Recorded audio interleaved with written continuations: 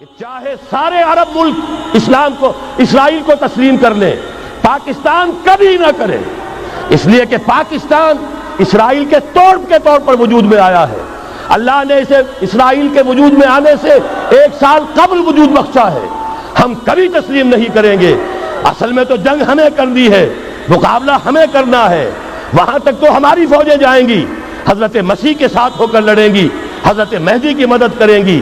یہ سارا کا سارا رول تو اللہ نے ہمارے لیے رکھا ہے، لہذا کسی صورت عرب کر لیں، مجبور ہو چکے ہیں، بے بس ہو چکے ہیں، ان کا معاملہ جو بھی ہے وہ جانے، لیکن چاہے وہ تسلیم کر لیں، اسرائیل کو کسی صورت میں پاکستان تسلیم نہ کرے۔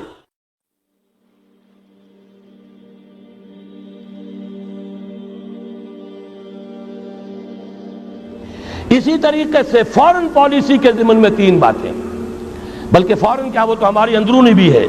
یہ اجلاس حکومت سے مطالبہ کرتا ہے، ہمیں اللہ کا حکم ہے اعدوا لہم ما استطعتم، طاقت فراہم کرو، حکم ہے، فرض ہے، واجب ہے، اور اللہ تعالیٰ کا بڑا کرم ہے، اس نے ہمیں ایٹمک نو ہاؤ، اس کی صلاحیت عطا کر دی ہے، واحد ملک ہے دنیا کا۔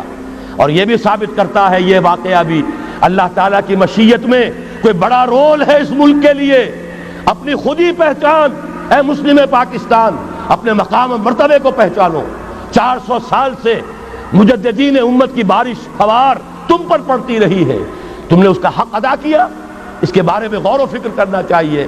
بہرحال یہ اللہ نے ہمیں توفیق دی ہے، اس کو بھرپور طریقے پر اسے آگے بڑھایا جائے، کسی بھی درجے میں رول بیک نہ کیا جائے۔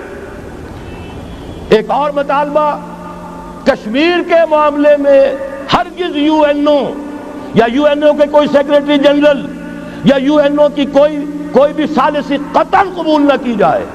یو این او امریکہ کا زر خرید اور امریکہ یہودیوں کا غلام، لہذا اگر اس طرف آپ نے رخ کیا، یہ کشمیر کچھ اور ہو جائے گا، یہاں کوئی اسرائیل وجود میں آ جائے گا، کوئی یہودیوں کو اور امریکن کو قدم جمانے کا موقع مل جائے گا۔ آپ کو معلوم ہے آج نجد کی سرزمین میں امریکہ کی فوجیں آ کے ڈیرا ڈال کے بیٹھ گئی ہیں، جہاں سے نکالا گیا تھا اخرجوا اليہود والنصارى من جزیرۃ العرب، نکال باہر کرو ان کو۔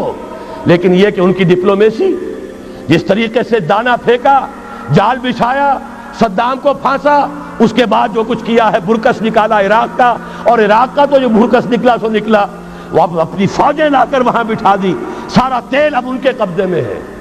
یہی معاملہ ہوگا یہاں، ہندوستان اور پاکستان دونوں دیکھتے رہ جائیں گے بلیوں کی طرح، اور وہ بندر چچا سام بندر جو ہے ساری روٹی خود کھائے گا، کسی کے ہاتھ کچھ نہیں آئے گا۔ راستہ دوسرا ہے، بھارت کے ساتھ براہ راست گفتگو کرو، انہیں بھی ہوش آ جائے، کچھ آ چکا ہے، نظر آ چکا ہے، کشمیر کے حریت پسندوں نے ان کے ہوش ٹھکانے کر دیے ہیں۔ لیکن یہ کہ بہرحال باہمی گفتگو